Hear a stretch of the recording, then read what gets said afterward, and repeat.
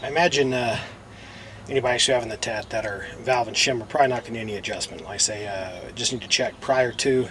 Check, I check your valves right now, and then a week before the TAT, check them again. And if you have any movement in your valves, hey, you might have some potential problem, or you could re-shim it prior to the TAT and probably not have to worry about it. Now, if bikes like KTM race bike or some other dirt bikes with the tappet system, yeah, they're going to have to be checked. So during the TAT, but you can make easy adjustments, and to make an adjustment on one of those type of bikes, you don't need to pull the cams. So here, I'm just going to pull some equipment off and then loosen up the top of the head and get it out of the way. See if I can do it without moving the fan. So here we go.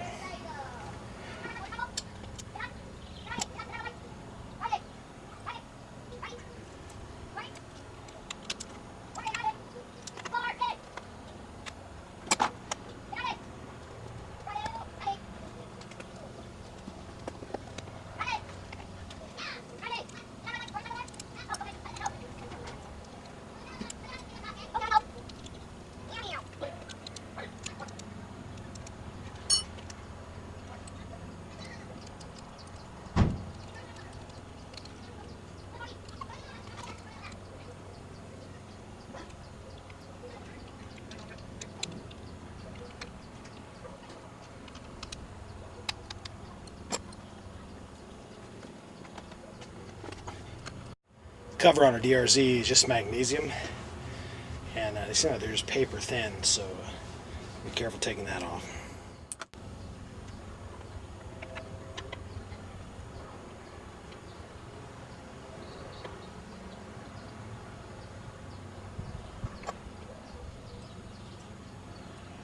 You get the cams in the right position to actually measure underneath the lobes in between the valve clearances to get our clearance. So a couple cap things here to take off. To gain access to see where we're at timing wise. We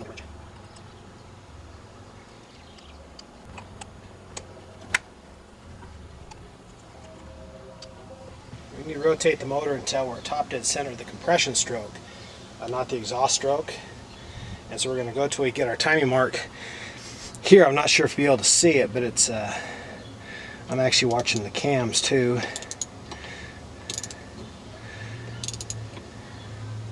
There's the T mark, but the cams are not pointing away from each other. So that was on the exhaust stroke. We're getting close here. That's where the decompression click.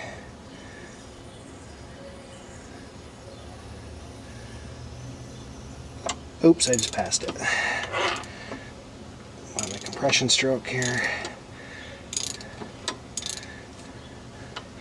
It's easier to show someone how it's done versus doing it here. So now they're getting closer, going slow. I just went by it too fast last time.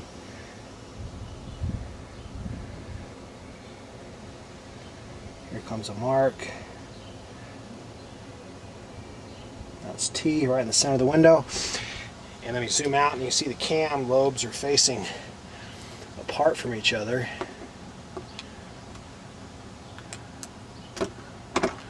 Tripod here. See, the lobe is facing away and away. Let me go to the other side. Okay, on these valves, we have, these are the exhaust side here. Even has exhaust on my cam caps here. And the intake, of course, the intake is by the carburetor. And the valve clearance is the gap in between the cam and the bucket here. Is spec on the intake is 0.004 to 0.008. Then on the exhaust side, 0.008 to 0.012. On the KLR, I believe your intakes are even greater than that. They're like 0.015 to 0.02, so they're a lot bigger gap. But the KLR motor is meant just to go forever. A little bit looser specs, not as high strung, and hence a little bit looser gap coverage here. Need to reposition the cam. I have a set of gauges from Craftsman that are stepped. So at the top thin part of the gauge says 0.005, and if I push it past in a thicker spot, the gap there is 0.007. So I'm going to check my intake, which the smallest it can be is 0.004, and then the greatest be 0.008. So this one check here alone should tell me about where I'm at here. It just goes underneath the cam lobe here. Now it goes underneath, pretty thin, pretty easy right there. all the way across, so I'm probably near the top end of my range. So let's put the 7 in, and that's a tight fit. So I would, and it's snug enough where I pull it out, so my clearance on this intake valve is 0.007. It's on the loose end of 0.008, but when valves age, they actually get smaller, so I'm perfect right there with that intake. Let me go to the other side. Camera's right in the way, so actually I need to move the camera just for a second. Okay, the other side of the intake was it's like the 0.007 was pretty tight, so it's probably just barely less than that. So I have one intake right at 0.007 and one just under 0.007. Now the tightest they can be is 0.004, so I have tons of movement. Now I'm going to check the exhaust right here. My exhaust specs are 0.008 to 0.012. So let me find a feeler here. Let's try this 11 and 13 step gauge. Now the 11 is too tight. 8 is on the tight side on the exhaust, and it slides under, and then the 10 goes underneath a little bit snug, but the 8's fine, so the 10. So this clearance here is, wipe off my rag, is 0.010. So the smallest they can be is 0.008. So I will actually ride this another month, and then I'll check the valves again to see if I have any shrinking there of that valve clearance.